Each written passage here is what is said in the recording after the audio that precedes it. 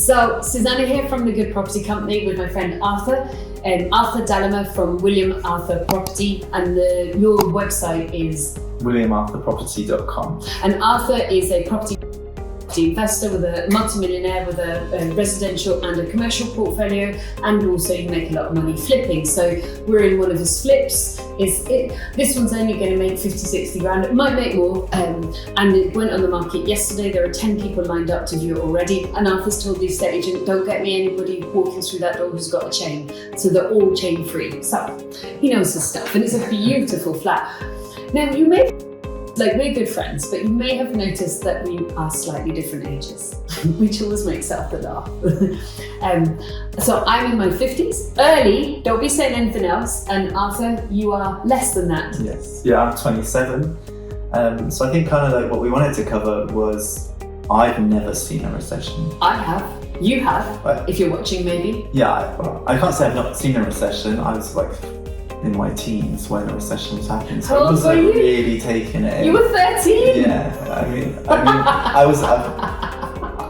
My dad did lose his job, but then he also got another job, or there was a decline in his business because he had a job on a business. So, I saw that, but I didn't have any. It wasn't directly impacting me, so I don't know what was. So this is your first recession? Yeah. Okay. And I've got property, I've got assets. Okay. I'm trying to run a business where I flip houses, and I also try and retain rental portfolio. So what happens in a recession? Well, the first thing that happens is that the media goes crazy. Is the media going crazy right now? Yeah. Yeah, it is. It's going absolutely nuts. Well, but before the media, the first warning signs happened, but they've already happened. So the financial press, like FT, Financial Times, all the magazines, the weekly magazines, The Economist, things like that, they start talking about this, and you need to pick it out in between the other articles, because at this point they're not quite sure. There's just tiny little seeds. The second thing that happens, which is the canary in the mine, are auctions. Now, you will still get some auctions going crazy, and we've had that, and we've definitely seen some auctioneers have amazing sales.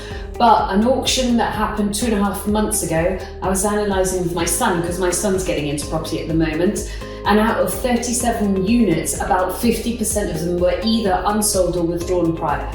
Now, that's not normal, is it? No. So what's happening there is the auction is like your first indicator of recovery or recession, and so we knew 2.5 months ago that we were heading probably towards a recession because the professional buyers are pulling back, a bit like a wave, a tsunami, before it comes in and flattens you. So there's your early indicators, that your financial press. So then what happens is the press goes mental and freaks everybody out. Okay. Are you freaked? I'm not freaked because I'm looking at what interest rates are actually doing. So I'm not really looking at the media. I'm looking at what interest rates are actually going on, and whether my portfolio can sustain the rise, or I'm already paying 6-7% on some of my on my commercial lending. So for me, 6% interest rate is normal. So perspective. first tip then is perspective. Yeah. And actually from the get-go, the average interest rate is kind of like 6, 7, 8%. This decade we've had of beautiful low interest rates is really unusual. When I was just older than Arthur. So 28 or 29? No, just older than Arthur when he experienced the recession, i.e. 13, or just younger. My parents were paying 14% on their personal house. Yes. And they had to bridge because they actually were trying to sell their other house. So it was very painful for them. They got through, but it was skin of teeth stuff. So one tip is always stress test your property portfolio. I stress test mine up to 13%. I'll always make money up to 13%. And so you always do scenario planning in advance. Do you stress test yours? Yes. To what percentage? 2.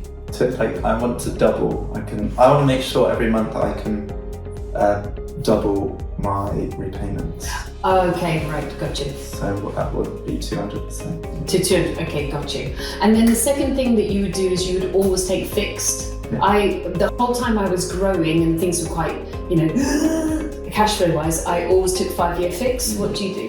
5-year fix. All right, for Everything. I've always done it. So whatever's going on with the media right now doesn't really matter to you in interest rates because you're on 5-year fixed. No, but then what do I do with buy to sell projects? Okay, so if this is your first recession, I love flipping in a recession. You just go about it differently. So first off, in a recession, let's talk about the really good stuff. In a recession, people run away.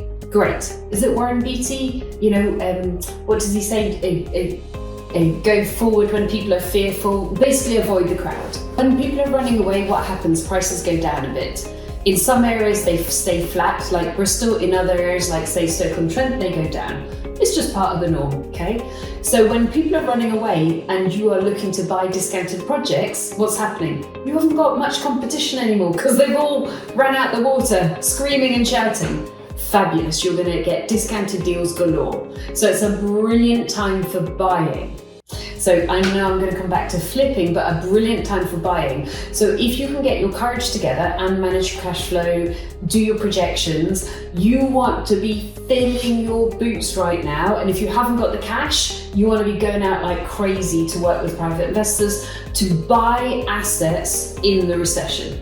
This is where most millionaires are made, when they swim against the tide, they got their courage, they stop listening to the inane drivel of the mainstream media and start looking at opportunities. Still not solved flipping though, but I have said this in 10 years' time, you'll be so glad you bought in a recession.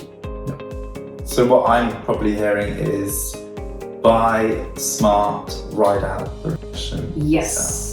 By having high yielding properties. So fix them with 5-year fix, high yielding properties, plenty of juice in between the rent and okay. So flipping, okay, what's gonna be bad about flipping? Well, just what I described. Buyers are running out of the market. So you've got fewer buyers in the first place. So what do you need to do? First, you need to understand that that's gonna happen. Chill, don't worry about it. It needs to be part of your calculation. So instead of like flipping, like at the moment, we're not yet quite in a recession, plus this is a beautiful flat and you've got 10 viewers booked already. The chances are in a year's time or half a year's time, if we move into a full recession, because we're not technically in a recession yet, that will be spread out. So instead of you getting this under offer within a week, it might take you like 7 weeks, 10 weeks to get an offer. Okay. So what does that mean? It means that you need to either sell it higher or your costs need to be lower, because you still want the same 20% markup. And if you are taking, 10 weeks before you even get an offer, first you're not going to freak because you're going to phone up the estate agent, you're going to say, what's my average time before I get an offer? And they're going to go 10 weeks and you're going to go, okay. So you know you're within the norm of the current economic, so you're not freaking out, you're not losing your mind. Mm-hmm. And secondly, you're going to have to pay 10 weeks extra of interest. Okay. So at that point, you either have to have costs that are lower, so where else can you save? In the renovation, in the purchase, in the fees? Or where can you sell for higher? Well, that's in the styling. And as you can probably see, this is a beautifully styled out flat. And that's in the styling, you make it look so beautiful that people are desperate to buy this. Because basically, look, Arthur's done an amazing job, but it is white walls, beige carpet when we leave. But you've actually, do you want to explain what you've done? Arthur's done exactly what you need to do to flip in a recession with this property. I just purchased quite fancy furniture, put lots of art on the walls, and I just made it something that people can visualise living in. But you've also, the architect did your design. Yeah, the architect did my design, so it's not basic. It's not something that you would see in a new build home. It's something that's had some thought into it. It's very, I would say of the moment, very slick. This kitchen behind me is clean. It's the architect actually spent some time in making sure the position of the kitchen was as it should be, because we've got high wall cabinets but very standard base cabinets. So, there's some element of design in that. So in a recession, or we're not yet in a recession, but we're heading to one, the product is a better quality, and you actually spent some money on someone else's design ability. Yes. Yeah. Got you. So you did exactly what you're supposed to do in a recession. And as it is, you've got them banging on the door to come and buy it, but in the future it might just take a bit longer. and therefore you have to get a higher price, so the product has to look better. He's going to take all the artwork away. He's going to take all the sofas away. He's going to leave a nice bathroom, some nice radiators, a lovely kitchen, and a really nice design feature in the main bedroom. But all the other beautiful kit is going to be out that door as fast as you can say. Any thoughts that you've observed, having never yet been through a recession? Oh, don't lose your head. Makes money. Don't lose your head. Don't listen to emotion. Turn off pub talk. Well, from what I've read and some comments that some brokers have made, like within the financial sector, is this recession is slightly different. And what I then quizzed this person that said that was, what's different about it? Well, in the last recession, people didn't have money. Yeah. And we're going into a recession where people do have money. Or some. Some. Yeah. So how is that going to impact the decisions we make in property? I don't know. So people still have money, but what's changing possibly is the interest rates are going up. Yes. And so when interest rates go up, typically the value of assets go down for obvious reasons. If somebody's going to borrow, I don't know, £1 million at 2%, it's 20 grand a year. If somebody's going to borrow £1 million to buy a house at 10%, it's 100 grand a year. It's just cost them 80 grand a year every year to buy that house. So obviously they're going to try and offer a smaller price so that their monthly outgoings are. So typically that happens. But then the other side of it is, of course, we're in an island. Every single year the government fails to build enough houses or allow developers the planning opportunity and freedom to be able to build enough houses. So the fact is that the product, there just aren't enough houses for people, so the price is still high. The demand is still high. So we've got this interesting dichotomy at the moment. But if interest rates go too high, the value of assets is going to go down, that's for sure. So definitely in a recession, if you're flipping, you always want to be like, well, if this doesn't sell, how am I going to rent it out? Okay. And this flat, for example, you could do it beautifully as service accommodation, someone else would run it, you'd make a fortune. You could do it as a single let, as a 2-bed, but who would do that? You would do it as a service accommodation and make an absolute fortune. Because again, people won't go on holiday abroad, they'll stay on holiday at home at that point. Yeah. Don't lose heart. Don't allow them to frighten you out of a very good future as a property millionaire. I think that's the main thing. Yeah. Susannah made all her money in the recession, so when he was 30. now it's my turn to shine.